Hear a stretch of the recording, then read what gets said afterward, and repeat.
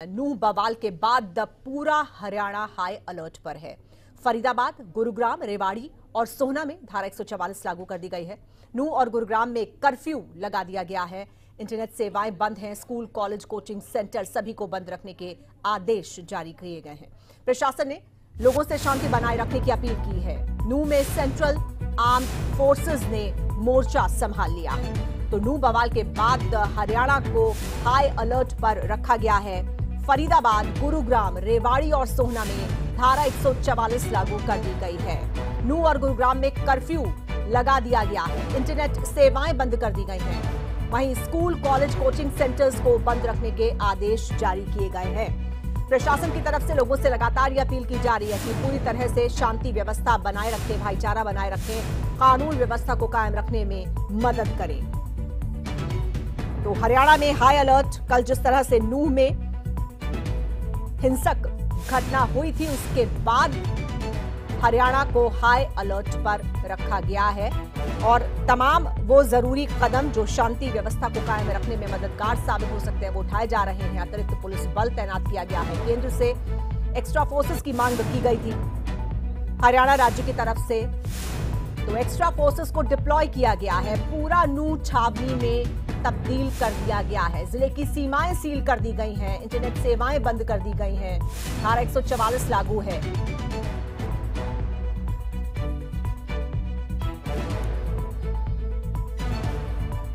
School, college, coaching centre सभी बंद रखने के आदेश दिए गए हैं। और जिन जिन इलाकों में इस हिंसा का असर हो सकता है उन इलाकों को संवेदनशील की श्रेणी में रखा गया है और वहां भी पुलिस की एक्स्ट्रा फोर्सेस डिप्लॉय की गई है। तो नूह की सीमाएं सील कर दी गई हैं। दोनों समुदायों के बीच में कल एक बैठक हुई थी और कोशिश है आज एक राउंड की बैठक के बाद कोई बीच का रास्ता निकालने की। चलेंगे अपने संवाददाता, रेवाड़ी संवाददाता नवीन शर्मा के पास और ज्यादा जानकारी के लिए। रेवाड़ी में क्या हालात है नवीन? जी बिल्कुल, देखिए जिस तरीके से नूह में कल हिंसा भड़की और हिंसा भड़कने के बाद पथराव होने के बाद गाड़ियों में आगजनी कर दी गई। बात इतनी कि जब ब्रिजमंडल यात्रा जो है हिंदू संगठनों द्वारा निकाली जा रही थी, उस एक दूसरे जो पक्ष है उसकी तरफ से पथराव कर दिया गया। पथराव के दौरान हल्का पथराव जब शुरू हुआ उसके बाद पुलिस ने कंट्रोल करने की कोशिश करी, लेकिन वो इतना भड़कता हुआ चला गया कि गाड़ियों को आग लगा दी गई, तोड़ दिए गए। बार बार तस्वीर जो सामने आ रही थी उसमें साफ तौर पर देखा जा रहा था किस तरीके से सारी गाड़ियों को तोड़ा जा रहा था, पथराव किए जा रहे थे। पुलिस कंट्रोल नहीं कर पा रही थी, जिसको लेकर के और अन्य जिलों से भी पुलिस फोर्स बुलाई गई थी। रेवाड़ी से भी अगर बात करें तो रेवाड़ी से भी करीबन 150 के आसपास पुलिस के जवान नूह के भेजे गए थे और वहीं पलवल, फरीदाबाद, गुड़गांव हर जिले से कुछ फोर्स जो है वहां पर बुलाई गई थी। लेकिन स्थिति जब शाम तक कंट्रोल में नहीं आई उसके बाद एक्स्ट्रा पैरामिलिट्री फोर्स जो है वहां पर बुलाई गई और रात से पैरामिलिट्री फोर्स ने पूरे नूह को छावनी में बदल दिया है। और अगर रेवाड़ी जिले की बात करें तो रेवाड़ी जिले से भी भारी मात्रा में ब्रिजमंडल यात्रा में शामिल होने के लिए कार्यकर्ता गए हुए थे। हिंदू संगठन के लोग गए हुए थे, जिनमें से एक बस रेवाड़ी में रात को वापस लौटी थी, जिनमें 9 लोग घायल भी थे और घायलों के ज्यादा चोट आ रही थी और तस्वीरें खुद बयां कर रही थी। वहां क्या दास्तां रही होगी, वहां का दर्द खुद तस्वीरें बयां कर रही थी। और अब अगर बीती रात की और बात करें तो देर रात 3 लोग और आए थे, जिनको अभी तक जो सूचना मिल पाई है उसमें ये है कि उनकी गोली लगी हुई थी, उन्हें रोहतक रेफर कर दिया गया है, लेकिन आधिकारिक पुष्टि इसमें अभी नहीं की गई है। लेकिन जितनी अभी तक सूचना मिली है उसके अनुसार उनके गोली लगी हुई थी। अब रेवाड़ी में भी संवेदनशीलता देखते हुए, हालातों को देखते हुए धारा 144 जो है जिला प्रशासन की तरफ से लगा दी गई है। वहीं आपको बता दें कि रेवाड़ी जिले के अंदर जो 12 थाने पड़ते हैं, 12 थानों पर के अंतर्गत भी हर एक थाने के हिसाब से पूरे 11 जो है ड्यूटी मजिस्ट्रेट नियुक्त कर दिए गए हैं, ताकि किसी भी कंडीशन से रेवाड़ी में जो हालात है वो खराब ना हो सके, उसे कंट्रोल में रखा जा सके। बार बार सूर्य समाचार भी ये अपील कर रहा है कि भाईचारा बनाए रखे, शांति बनाए रखे, कायम रखे, और इसी तरीके से बार बार ये अपील की जा रही है। जी, यहाँ के स्कूल, कॉलेज क्या खुले हुए हैं? उनको लेकर किसी प्रकार के कोई आदेश प्रशासन की तरफ से, और यहाँ की इंटरनेट सेवाओं को लेकर कोई आदेश? जी बिल्कुल, देखिए जिस तरीके अगर शिक्षित संस्थान की बात करें तो शिक्षित संस्थान आज खुले हुए हैं, नेट सेवाएं भी कहीं भी बाधित नहीं की गई है, क्योंकि जो रेवाड़ी है वो दूर पड़ता है, 70 किलोमीटर के आसपास का जो फर्क है वो नूंह और रेवाड़ी के बीच का है, लेकिन उसके बावजूद जो रेवाड़ी है, रेवाड़ी से भारी मात्रा में जो संगठन के लोग गए हुए थे, कार्यकर्ता गए हुए थे, इसको देखते हुए कि यहाँ पर हिंसा ना बढ़ के, क्योंकि कल भी जो हिंदू संगठन के लोग हैं वो एकत्रित हो गए थे, एकत्रित होने के बाद उन्होंने प्रदर्शन किया था और साफ मांग की गई थी कि जो भी लोग इसमें दोषी है उपद्रवियों के खिलाफ कार्रवाई की जाए, जब तक वो शांत नहीं बैठेंगे। ऐसे में मामले को गंभीरता से देखते हुए प्रशासन ने अब धारा 144 लगाई हुई है और 12 इसमें 11 ड्यूटी मजिस्ट्रेट भी नियुक्त कर दिए जो मोर्चा संभाले हुए, और चप्पे चप्पे पर पुलिस की भी नजर है। पुलिस सोशल मीडिया के माध्यम से भी अपील करे कि सोशल मीडिया पे कोई भी ऐसी पोस्ट ना डाले जिससे मामला भड़क सके, और ऐसे अपील की जा रही है जिला प्रशासन की तरफ से कि मामले में शांति बनाए रखे। सूर्य समाचार भी बार बार अपील कर रहा है कि भाईचारा बनाए रखे, शांति की अपील कर रहा है। जी नवीन, जो लोग यहां से गए थे ब्रिजमंडल यात्रा में शामिल होने के लिए, आपने बताया कि उनमें से भी बहुत से लोग घायल हुए हैं जो वापस आए हैं। कितने लोग कुल घायल हैं और उनका इलाज कहां हो रहा है? जी बिल्कुल, देखिए जिस तरीके से पर्सनल व्हीकल और बस की बात करें तो लगभग 5 बसें यहाँ से गई हुई थी और पर्सनल व्हीकल पे काफी लोग गए हुए थे। करीबन 1000 के आसपास की संख्या जो बताई जा रही है कि नूह के लिए यहाँ से ब्रिजमंडल यात्रा में शामिल होने के लिए संगठन के लोग गए थे, जिनमें से जब बस आई उस बस के अंदर 9 लोग जो है घायल थे। 9 घायलों को रेवाड़ी के ट्रामा सेंटर भर्ती कराया गया, वहाँ उन्हें उपचार दिया गया। और वहीं देर रात की अगर बात करें, सूत्रों के अनुसार खबर है कि उन तीनों को गोली लगी हुई थी और उन्हें रोहतक के लिए हायर सेंटर रेफर कर दिया है, लेकिन अभी आधिकारिक पुष्टि नहीं हो पाई है। लेकिन बावजूद इसके अभी भी काफी लोग ऐसे हैं जो अभी भी नूह के अंदर है, जो रेवाड़ी नहीं पहुंच पाए हैं। अभी अधिकतर संगठन के लोग जो वहीं पे है, उसी को ऐसे कितने लोग होंगे, क्योंकि ये बात आ रही है कि कुछ लोग जो है वो फंस गए वहां पर? जी बिल्कुल, देखिए जिस तरीके से अभी जब हमारी संगठन के लोगों से बात हुई तो 300 से 400 के करीब जो लोग बताए जा रहे हैं कल मंदिर में ही फंसे हुए थे, जो रात को रेस्क्यू वहां पे किया गया। उस मंदिर से भी रेवाड़ी के लोग, उसमें महिलाएं और पुरुष भी शामिल थे, उन्हें भी निकाला गया है। अब देखना होगा कि कब तक ये शांति होगी, कब तक इसमें फैसला आता है, क्योंकि अभी दूसरी बैठक जो है दोनों समुदाय के बीच में होनी है, उसमें क्या कुछ फैसला निकल कर आएगा। लेकिन बार बार प्रशासन की तरफ से, सरकार की तरफ से और सूर्य समाचार की तरफ से यही अपील की जा रही है कि भाईचारा बनाए रखे, शांति बनाए रखे, किसी भी तरीके से जो उपद्रव है वो ना फैलाए। बिल्कुल नवीन, और ऐसे में अक्सर जब कोई ऐसी स्थिति बनती है तो जो असामाजिक तत्व होते हैं, शरारती तत्व होते हैं, वो ऐसी स्थिति का फायदा उठाने की कोशिश करते हैं। तो ऐसे में असामाजिक तत्वों की तरफ से किसी तरह से कोई फिजा न बिगाड़ी जाए, उसके लिए क्या कुछ किया जा रहा है एहतियात? जी बिल्कुल, देखिए जिस तरीके से कल पुलिस प्रशासन की तरफ से एक लेटर जारी किया गया, लेटर में साफ तौर पर लिखा गया कि सोशल मीडिया पे किसी भी तरीके की जो वीडियो है, किसी भी तरीके की ऐसी चीज ना डाले जिससे इस हिंसा को बढ़ावा मिल सके।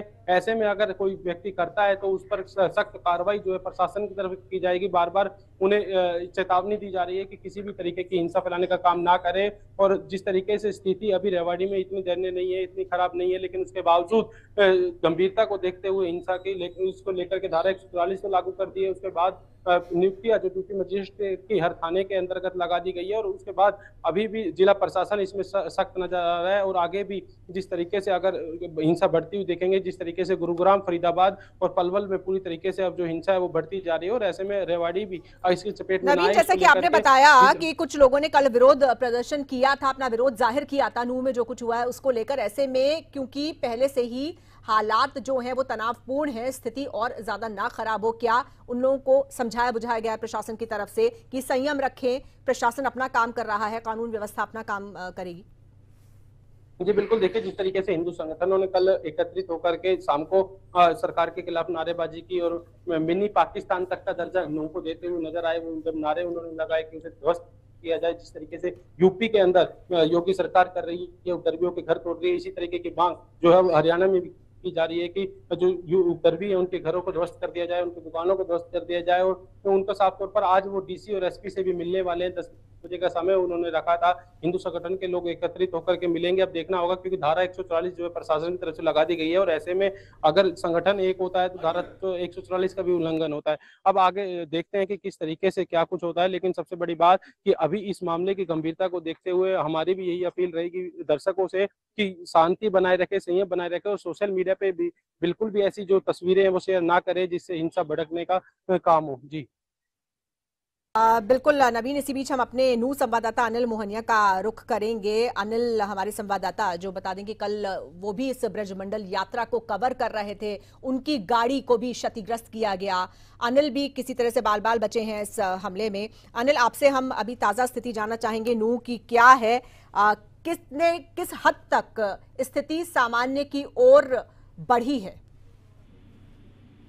बिल्कुल, स्थिति सामान्य की बात करें, अभी जो यहाँ पर रैपिड एक्शन फोर्स है वो तैनात कर दी गई है। तकरीबन 20 के करीब यहाँ पर गाड़ी है रैपिड एक्शन फोर्स में, वो गाड़ियाँ यहाँ पर लगा दी गई है। नूह कस्बे की हम बात करेंगे जहाँ पर ये सारा दंगा हुआ था, और इसके अलावा जो गाड़ियाँ हैं, जिन गाड़ियों को आपके हवाले किया गया था, उन गाड़ियों को वहाँ से अब हटाया जा रहा है ट्रेन के माध्यम से। अन्य जो भी साधन है उनको वहाँ से हटाया जा रहा है। और मामले की बात करें, पूरा मामला अभी भी तनावपूर्ण बना हुआ है, क्योंकि लोग सहमे हुए, डर की वजह से लोग सहमे हुए घरों से बाहर नहीं निकल पा रहे हैं। जी बिल्कुल, लेकिन पुलिस प्रशासन की तरफ से पूरी ये कोशिश है कि लोगों को भरोसा दिया जाए कि दोबारा से कल जैसे हालात नहीं उत्पन्न होंगे, और यही वजह है कि जो केंद्र से भी एक्स्ट्रा फोर्सेस मंगाकर यहाँ पर डिप्लॉय की गई हैं। कुछ लोग वहां पर फंसे भी हुए हैं, ऐसी जानकारी निकल कर आई है। तो कितने लोग वहां पर फंसे हुए हैं, कहां पर हैं, और उनको वापस जहां जहां से वो आए हैं उनको भेजने की क्या कोई व्यवस्था कर रहा है प्रशासन? बिल्कुल, जो लोग कल फंसे हुए थे, 3000 से अधिक लोग थे, उनको वहां से निकाल लिया गया है। निकालने के बाद उनको रेस्क्यू किया गया है, क्योंकि देर शाम जैसे ही मिलिट्री यहाँ पर पहुंचती है, मिलिट्री आने के बाद उन लोगों को निकाला जाता है, रेस्क्यू किया जाता है और उनको एक सुरक्षित स्थानों पर भेज दिया जाता है। तो सभी को रेस्क्यू कर लिया गया, सभी को निकाल लिया गया है वहां से? जी बिल्कुल, देर रात तक सभी को वहां से रेस्क्यू करके निकाल लिया गया था। बिल्कुल, और ये भी जानना चाहेंगे अनिल, आज दोनों समुदायों की एक बार फिर से जो बैठक होगी वो किसकी मध्यस्थता में होगी, और कल जो बैठक हुई थी उसका कोई नतीजा निकला क्या?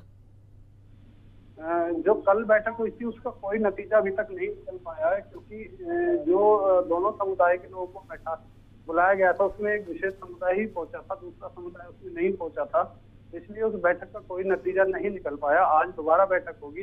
बैठक का समय है वो अभी हम नहीं कह सकते कितने बजे बैठक होगी, लेकिन इतना जरूर है कि जो बैठक होगी वो देर अभी टाइम लगेगा, उसका टाइम बताया नहीं गया है कितने बजे आज की जो बैठक है वो होगी। बिल्कुल, लेकिन किसकी मध्यस्थता में होगी? नूह उपायुक्त हैं, उनके साथ एसपी जो मेवात, जिनको नरेंद्र विजरानिया, जिनको अब यहाँ पर लगाया गया, वो बैठक में मौजूद होंगे। इसके अलावा जिले के आला अधिकारी हैं वो बैठक में मौजूद रहेंगे, दोनों समुदाय के जो लोग हैं वो बैठक में मौजूद रहेंगे। अनिल, आपने इससे पहले ये बताया था कि वहां पर क्योंकि धारा 144 लागू है, ऐसे में कुछ जरूरी सामान की किल्लत भी सामने आ रही है। तो किन किन चीजों की सप्लाई प्रभावित हुई है? रोजमर्रा का जीवन, जाहिर है धारा 144 है तो कुछ हद तक प्रभावित होगा, लेकिन किन किन चीजों की ज्यादा किल्लत है, कहां पर जनजीवन जो है वो ज्यादा प्रभावित नजर आ रहा है? बिल्कुल, इसमें कोई दोहराई नहीं है, क्योंकि धारा 144 लगने की वजह से यहाँ पर जो खाने की व्यवस्था की है, सबसे ज्यादा दूध की समस्या आ रही है, क्योंकि बच्चों को दूध रात से ही नहीं मिल पा रहा है। लोग परेशान हैं कि बच्चों को दूध कहाँ से दिया जाए, क्योंकि दूध की जो सप्लाई है वो गांव से होती है यहाँ पर, और जो यहाँ धारा 144 तक कर्फ्यू लगे होने की वजह से और इंटरनेट सेवाएं भी यहाँ पर बंद है, उसकी वजह से काफी लोगों को दिक्कतों का सामना करना पड़ता है। लेकिन कोई व्यवस्था जो प्रशासन की तरफ से की गई हो इस दिक्कत को देखते हुए?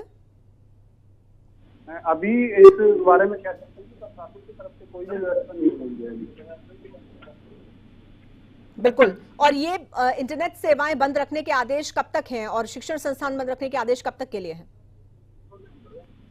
इंटरनेट सेवाएं बंद करने के आदेश 2 दिन तक के लिए जारी किए गए। कल से आज तक इंटरनेट की जो सेवाएं वो बंद कर दी गई हैं, जिसकी वजह से जो इंटरनेट, क्योंकि इंटरनेट की वजह से ही वीडियो वायरल हो रहे थे तो दंगे ज्यादा बढ़ा गए थे, उसको लेके यहाँ पर जो इंटरनेट की सेवाएं बंद कर दी गई। इसके अलावा जो लगते हुए जिले हैं वहाँ पर भी इंटरनेट की सेवाएं बंद की हुई है। बिल्कुल अनिल, ऐसे में पुलिस और प्रशासन की जो प्राथमिकता है वो ये कि फिर से स्थिति खराब ना हो, शांति बहाली रहे, कानून व्यवस्था कायम रहे, लेकिन इसके बाद जो बारी आती है वो है एक्शन की, कार्रवाई की। क्या उस ओर अभी ध्यान है, अभी उस तरफ कोई पहल की जा रही है? क्योंकि मुख्यमंत्री ने खुद ये भरोसा दिया है कि जो भी दोषी होंगे उनको बख्शा नहीं जाएगा, उन पर सख्त से सख्त कार्रवाई होगी। बिल्कुल, जो लक्ष्य हुए जिले हैं वहां पर भी इंटरनेट की सेवाएं बंद कर दी गई हैं, जिसकी वजह से जो लक्ष्य हुए जिले हैं वहां पर भी इंटरनेट की सेवाएं बंद कर दी गई हैं। इसके अलावा जो लखते हुए जिले हैं वहां पर भी इंटरनेट की सेवाएं बंद की हुई है। बिल्कुल, और ये इंटरनेट सेवाएं बंद रखने के आदेश कब तक के लिए हैं? बिल्कुल, गृह मंत्री ने भी यही बयान दिया है। देर शाम जब मीटिंग हुई थी उसके बाद बयान आता है कि गृह मंत्री का भी यही बयान आता है कि जो भी जिन्होंने इस तरीके की घटनाओं को अंजाम दिया उन लोगों की पहचान की जाएगी और उन लोगों को बख्शा नहीं जाएगा। और जिला प्रशासन भी इसी बात को कह रहा है कि जिन लोगों ने ये दंगा फैलाया है उन लोगों के खिलाफ सख्त से सख्त कार्रवाई की जाएगी। बिल्कुल, आप बने रहिएगा हमारे साथ। इसी बीच हमारे एसोसिएट एडिटर राज ठाकुर जुड़ गए हैं। आपको बता दें कि 4 जिलों में अलर्ट जारी किया गया है, हाई अलर्ट है। जो स्थिति कल नूह में बनी उसके बाद से तो कुछ जगह, कुछ इलाके जिनको संवेदनशील माना जा रहा है और पुलिस पूरी तरह से वहां पर मुस्तैद है। चलते हैं चंडीगढ़ अपने संवाददाता, अपने माफ कीजिएगा एसोसिएट एडिटर राज ठाकुर के पास। राज, आपसे हम जानना चाहेंगे कि जो उपद्रव की आग कल नूह से शुरू हुई, हरियाणा के कई इलाकों में वो फैलती चली गई और ऐसे में क्या सड़क और क्या राजनीतिक गलियारे, फिलहाल सबकी एक ही कोशिश कि अमन चैन कायम हो। लेकिन मेरा एक सवाल यह है कि मौके पर पुलिस प्रशासन वहां मौजूद था, फिर हालात बेकाबू कैसे हुए? क्या क्योंकि जिम्मेदारी तय होगी, पहले शांति व्यवस्था कायम हो जाए उसके बाद एक्शन की बारी भी आएगी, लेकिन उसमें भी देर नहीं की जा सकती है। तो सबसे बड़ा सवाल यह है, क्योंकि ये कहा जा रहा है कि ये पुलिस का फेलियर था, क्या पुलिस फोर्सेस काफी नहीं थी वहां पर, या उनको इस बात का अंदेशा नहीं था कि स्थिति इस तरह से बिगड़ जाएगी? बिल्कुल, देखिए हम चंडीगढ़ में इस वक्त है और चंडीगढ़ से तमाम हालात पर लगातार नज़र बनाए हुए हैं क्योंकि राजधानी है हरियाणा की और यहाँ से बहुत सी चीज़ें इंप्लीमेंट की जा रही है।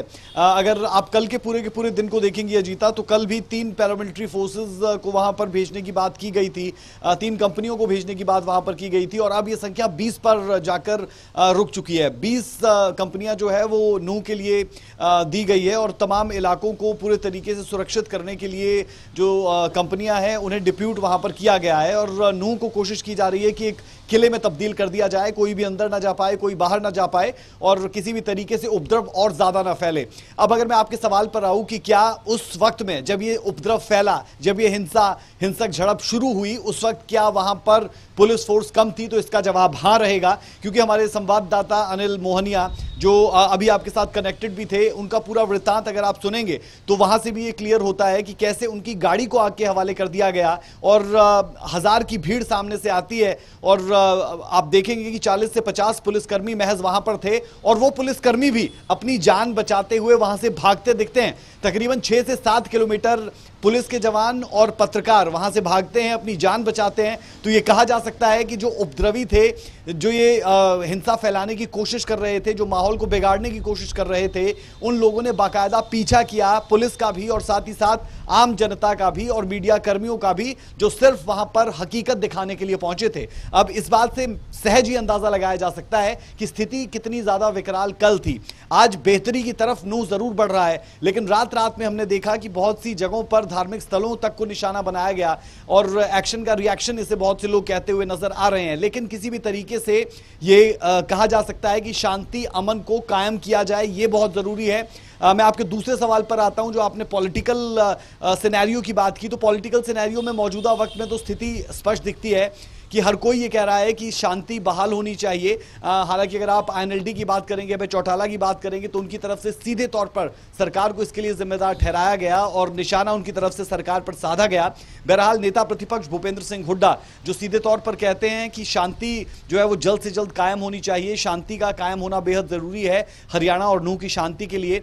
CM मनोहर लाल जिनकी तरफ से बयान जारी किया गया और उन्होंने कहा कि सौहार्द जो है वो आपसी बिगड़ना नहीं चाहिए, इसे लेकर हम बहुत क्लोज मॉनिटरिंग कर रहे हैं, बहुत ज़रूरत है कि किसी भी तरीके से स्थिति बिगड़े ना। तो ये पॉलिटिकल पूरा सिनेरियो है और प्रशासनिक स्तर पर, पुलिस के स्तर पर कितना बड़ा फेलियर कल देखने को मिला, इसकी जांच, इसकी स्क्रूटनी प्रॉपर्ली होनी चाहिए। लेकिन अभी मौजूदा वक्त में जो प्राथमिकता है वो शांति बहाल करना है। सूबे के गृह मंत्री अनिल विज की तरफ से भी बयान सामने आया था। लेकिन सबसे बड़ा सवाल यह है जिससे कोई बच नहीं सकता कि आखिर इस हिंसा के पीछे का मास्टरमाइंड कौन है? क्या यह सिर्फ कुछ शरारती तत्वों का कृत्य था जो सामने देखने को मिला, या इसके पीछे, क्योंकि जिस तरह के वीडियोस आए, लगातार चर्चा भी हो रही है, हम भी दिखा रहे हैं, जो बातचीत निकल कर आ रही है कि ये सब कुछ प्री प्लान था, तो इसका मास्टरमाइंड कौन था और उसको कब तक आइडेंटिफाई किया जाएगा, कब तक उसके नाम को डिक्लेयर किया जाएगा? वो तमाम वीडियोस जो इस वक्त सब जगह मौजूद हैं, किसी से भी छुपे नहीं हुए, तमाम लोग जो देखे जा रहे हैं हिंसा करते हुए, उन लोगों को आइडेंटिफाई करके कब पकड़ा जाएगा? बिल्कुल देखिए, जो ये पूरा का पूरा मामला है ये प्रायोजित नजर आता है, इसमें कोई दो राय नहीं। ये सब कुछ प्री प्लान तरीके से चीजें की गई। कल की जो पूरे दिन के आप घटनाक्रम को देखेंगे, उससे पिछले दिन यानी 30 तारीख को वीडियोस जारी होते हैं फेसबुक पर। मोनू मानेसर कहता है कि मैं शोभा यात्रा का हिस्सा बनूंगा, जिसके बाद एक वीडियो जारी किया जाता है समुदाय विशेष की तरफ से और उनके लोगों की तरफ से, और वहां पर कहा जाता है कि अगर ये मोनू मानेसर यहां पर आएगा तो फिर तैयार रहें, स्थिति खराब होगी। यानी उनकी तरफ से पहले चेता दिया गया, बाकायदा सिलेंडर्स दिखाए गए और लाजमी तौर पर उनका गलत तरीके से इस्तेमाल किया जाएगा। ये चेताने धमकाने की कोशिश प्रशासन से लेकर और तमाम उन लोगों को थी, उस समुदाय को थी जो वहां पर अपनी धार्मिक भावनाओं के तहत एक शोभा यात्रा निकाल रहा था। अब आते हैं मोनू मानेसर पर कि मोनू मानेसर का बयान इतना इंपॉर्टेंट क्यों हो गया। उसका ये चैलेंज कह लें या फिर उसका ये बयान कह लें या फिर उसका एक नॉर्मल तरीके से फेसबुक पर आना और ये कहना। मोनू मानेसर पर दरअसल ये आरोप लगे कि जो 2 युवकों को गाड़ी में जलाकर मार दिया गया था उसमें उसका हाथ था, जिससे समुदाय विशेष नाराज होता हुआ दिखा और उसके बाद ये स्थिति उत्पन्न हुई। और जिस तरीके से चीजें अनफोल्ड हुई कल पूरा दिन, वो वाकई में हैरान कर देने वाली थी। और सवाल सबसे बड़ा यही था कि इंटेलिजेंस का ये कंप्लीट फेलियर है, क्या इसे इंटेलिजेंस का फेलियर कहा जाएगा? तो जो स्थिति अभी दिखती है उसके हिसाब से जवाब हाँ हो सकता है, क्योंकि अब तक 3 लोगों की कुल यहां पर मौत हो चुकी है, जिसमें से 2 होमगार्ड के जवान हैं, एक आम नागरिक इसमें बताया जा रहा है, और साथ ही साथ 10 लोग ऐसे जो मेदांता अस्पताल गुरुग्राम में भर्ती है। तो आप अंदाजा लगाइए कि पुलिस कर्मियों को ज्यादा इसमें निशाना बना दिया गया और जो लोग भाग पाए वो बच गए, जो नहीं भाग पाए वो घायल हो गए या फिर उनकी जान चली गई। तो इस पूरे सिनेरियो को समझा जा सकता है कि कैसे नूंह से निकलकर आसपास के जो जिले, आप रेवाड़ी की बात कर लें, आप पलवल की बात कर लें, जो कम अफेक्टेड नजर आते हैं, लेकिन आप देखेंगे कि गुरुग्राम का सोहना बहुत ज़्यादा अफेक्टेड इससे हुआ। उसका रीज़न ये कि जो अंबेडकर चौक है वो नूंह और सोहना यानी नूंह और गुरुग्राम के बॉर्डर पर आता है और वहाँ पर आगजनी की गई, आधा दर्जन गाड़ियों को आग के हवाले कर दिया गया। बहुत विध्वंसक तस्वीरें वहाँ से सामने आई जो वाकई में डरा देने वाली थी। और उसके बाद फरीदाबाद में भी धारा 144 लगा दी गई, गुरुग्राम में भी धारा 144 लगा दी गई, नूंह में कर्फ्यू लगाया गया है। वहाँ के उपायुक्त की तरफ से ये जानकारी दी गई है कल, जब 2 पक्षकारों के बीच में बैठक हुई। उस बैठक के बाद ये जानकारी उपायुक्त ने दी कि नूंह में कर्फ्यू लगा दिया गया है, साथ ही साथ धारा 144 इंप्लीमेंटेड रहेगी, निजी और सरकारी संस्थान बंद रहेंगे, स्कूलों की अगर बात की जाए तो ये स्कूल्स भी बंद रहेंगे। और ये कर्फ्यू अजीता मैं बता दूं 2 दिनों के लिए इंप्लीमेंट किया गया, यानी कल का दिन और आज का दिन इसमें इंक्लूड आप कर सकते हैं। तो ये बड़ा अपडेट अपने दर्शकों को हम बता रहे हैं कि ये पूरे तरीके से स्थिति इस वक्त की नूंह में कर्फ्यू है और बाकी जो 7 के डिस्ट्रिक्ट्स है वहां पर धारा 144 लगी हुई है। और कोशिश ये की जा रही है प्रशासन की तरफ से कि शांति को बहाल किया जाए, पूरे तरीके से एक किले में तब्दील करने की कोशिश नूंह को है। जो मार्ग और वैकल्पिक मार्ग नूंह को जोड़ते हैं और जगहों से उन्हें सील करने की कोशिश की गई है। 4 लोगों से ज्यादा लोग इकट्ठा ना हो। और अब तो कर्फ्यू जब नूंह में लगा दिया गया तो कोई भी अपने घरों से नहीं निकल सकता। जरूरी चीजों के लिए लोग घरों से निकलेंगे, वो भी प्रशासन के अलर्ट के बाद, जब प्रशासन स्पीकर्स पर राज, लेकिन यहाँ पर इस बात का जिक्र करना भी बहुत जरूरी है क्योंकि एक बतौर जिम्मेदार मीडिया होने के नाते ही हमारी भी जिम्मेदारी है कि हम अपने दर्शकों तक सही जानकारी पहुंचाएं और उनको उनकी जिम्मेदारी का एहसास कराएं। हरियाणा एक, हरियाणवी एक के सिद्धांत पर हरियाणा के लोग चलते हैं। अमूमन शांति प्रिय लोग हरियाणा के हैं। ऐसे में ये सब कुछ जो हुआ, हम कह सकते हैं इसमें आम नागरिक का हाथ न होकर असामाजिक तत्वों का हाथ रहा। और इसीलिए हम बार बार कह रहे हैं कि जो ये उपद्रवी है इन्हें आइडेंटिफाई करना होगा और आइडेंटिफाई करके उन्हें उस अंजाम तक पहुंचाना होगा जहां से एक एग्जाम्पल सेट किया जा सके, जहां से कोई भी इस तरीके की वारदात को अंजाम देने से पहले लाख मर्तबा सोचे कि अगर वो ऐसा कर रहे हैं तो क्यों कर रहे हैं। लेकिन अजीता, जो कल हमने तस्वीरें देखी उसमें बहुत ज़्यादा दिल को कचोट देने वाली कुछ तस्वीरें थी, जहां पर हम देख पाए कि बहुत से नाबालिग बच्चे ऐसे थे जो साफ तौर पर तस्वीरें देखकर पता चल पा रहा था कि ये नाबालिग है, ये बालिग नहीं है। जरूरत है कि उन्हें भी आइडेंटिफाई किया जाए और जुवेनाइल एक्ट के तहत उन पर कार्रवाई भी हो और करेक्शन होम्स में उन्हें भेजा जाए, उनका जो मेंटल स्टेटस है उसे चेक किया जाए, साइकोलॉजिकल लिहाज से भी उनसे बातचीत की जाए। और इतना जहर अगर भरा है तो वो कैसे ये सब कुछ हो गया, इस पर ज़रूर बातचीत हो। उनके साथ उनकी आप कह सकते हैं कि काउंसलिंग होना बहुत ज़रूरी है, क्योंकि हम जिस ज़िले की बात कर रहे हैं, हम जिस जगह की बात कर रहे हैं वो राजधानी से कुछ ही किलोमीटर की दूरी पर है। हम कश्मीर की बात नहीं कर रहे हैं, हम किसी बॉर्डर स्टेट की बात नहीं कर रहे हैं, हम बात कर रहे हैं दिल्ली के सबसे करीब हरियाणा की, दिल्ली के सबसे करीब हरियाणा के जिले नूह की, जहां पर ये सब कुछ हुआ, जहां पर पत्थरबाजी एक ट्रेंड नहीं बनना चाहिए, ये बहुत इंपॉर्टेंट है। और हमने देखा कि दिल्ली में भी कैसे इसी तरीके से उपद्रव मचाने की कोशिश हुई थी। तो बहुत कम स्पैन ऑफ टाइम में इस तरीके की 2 वारदातें जब घट जाती है तो इस पर लगाम लगाने के लिए आपको एग्जाम्पल सेट करने होंगे, और ये बहुत जरूरी कि कानून के तहत उन पर कार्रवाई हो, सख्त कार्रवाई हो, लोगों को आइडेंटिफाई किया जाए। और साथ ही साथ मैं एक और चीज अजीता यहां पर अपने दर्शकों के साथ शेयर करना चाहूंगा, क्योंकि कल जब हम एक्टिवली सोशल मीडिया को भी चेक कर रहे थे तो बहुत से समुदाय विशेष के लोगों की तरफ से वीडियोस बनाकर डाले गए थे और अपनी बहादुरी के गाने उसमें गाए जा रहे थे, किस्से पढ़े जा रहे थे कि देखिए हमने क्या कर दिया। लेकिन शाम होते होते ये चीज समझ आई उन उपद्रवियों को भी और उनके शरारती तत्वों को समर्थन करने वाले लोगों को भी कि इसके थ्रू पुलिस प्रशासन उन लोगों तक पहुंच सकता है, और अपील ऐसी आने लगी कि ऐसे वीडियोस को डिलीट कर दिया जाए ताकि पुलिस उन तक ना पहुंच पाए और अपने ही जो उनके लोग हैं उन पर कार्रवाई होती हुई नजर आएगी। तो आप देखेंगे कि जो पहले सोशल मीडिया पर खुलकर वीडियोस को डाल रहे थे उसे कम कर दिया गया एकाएक। तो आप कह सकते हैं कि पुलिस इस दिशा में भी काम कर रही है, इस थ्योरी पर भी काम कर रही है, और जो सोशल मीडिया पर तस्वीरें आई है उनको उनके थ्रू आइडेंटिफाई करके ऐसे शरारती तत्वों और उपद्रवियों पर लगाम लगाने की पुरजोर कोशिश की जानी चाहिए। बिल्कुल राज, बहुत शुक्रिया आपका हमारे साथ जुड़ने के लिए और इस पूरी विस्तृत जानकारी और चर्चा के लिए, और हमारे बाकी संवाददाताओं का भी धन्यवाद, अनिल मोहनिया का और नवीन शर्मा का।